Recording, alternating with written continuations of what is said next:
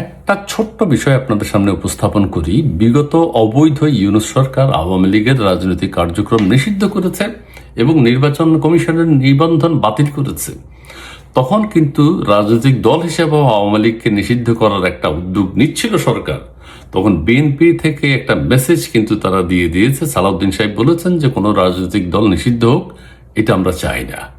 মির্জা ফখরুল ইসলাম আলমগীর সাহেবও বলেছেন যে রাজনৈতিক দল নিষিদ্ধের পক্ষে আমরা নেই। ঠিক আছে, তার মানে অবৈধ ইউনূস সরকার এখন নেই, বিএনপি সরকার এখন ক্ষমতায় আছে। তার মানে বিএনপি সরকারের যে চাওয়া রাজনৈতিক দল নিষিদ্ধের বিপক্ষে তারা, তার মানে এই দাঁড়ায় যে আওয়ামী লীগ এখন রাজনৈতিক কর্মকাণ্ড শুরু করতে পারবে এবং তারা তাদের নিবন্ধনও ফিরে পাবে। এবং আওয়ামী লীগের নেতাকর্মী যারা বিভিন্ন জায়গায় ছড়িয়ে ছিটিয়ে আছেন তারা এখন 32-এ যাবেন, তাদের কেন্দ্রীয় কার্যালয়ে যাবেন এবং সারা বাংলাদেশে তাদের যে অফিসগুলো আছে সেগুলো তারা ওপেন করবেন।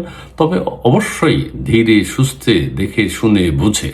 ঠিক আছে, আমরা একটা রাজনৈতিক সংস্কৃতি, পরস্পরের অংশগ্রহণ, সকল দলের অংশগ্রহণ, সকল দলের অংশগ্রহণের রাজনীতি, সেটা আমরা দেখতে চাই এবং দেশের মানুষও দেখতে চায়। তবে নির্বাচন একটা বাংলাদেশে হয়েছে যেভাবেই হয়েছে, এই নির্বাচনের মধ্য দিয়ে একটা দেশে ব্যাপক পরিবর্তন এসছে।